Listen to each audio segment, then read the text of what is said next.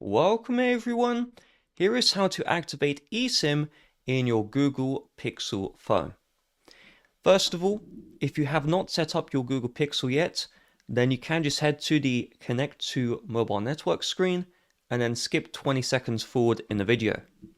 However, this Google Pixel here has been set up, so I have my home screen, I have my app drawer, and if that's the case, then instead we're going to start by looking for and opening up our settings.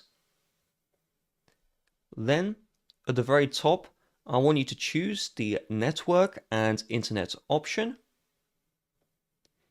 Then choose your SIMs at the top. And then you're just going to choose add eSIM.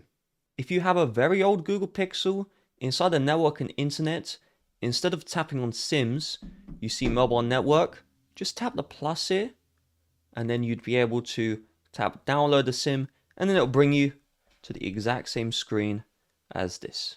Once we've done this, we should be on the same screen right here. And so we have two options for activating eSIM. If you bought your Google Pixel through a carrier and they have pre-installed a cellular plan, then by just tapping on download eSIM or set up eSIM, it should automatically download and install the cellular plan onto your phone, and then you'll add the number, you're good to go. However, if we instead see scan QR code from network or scan QR code from carrier, that means that we need to activate the eSIM manually. To do this, you will need an eSIM QR code. So this typically will be in your email. If you don't have this, you do need to call up the carrier and then ask them for an eSIM QR code. And so this is the QR code like this. And so I'm just going to use my Pixel to scan that QR code. Now it does say this SIM's been used on another device because I do use this eSIM on this phone here. But once you scan that QR code, it would give you the option to add the number. You just tap add number and you'd be good to go.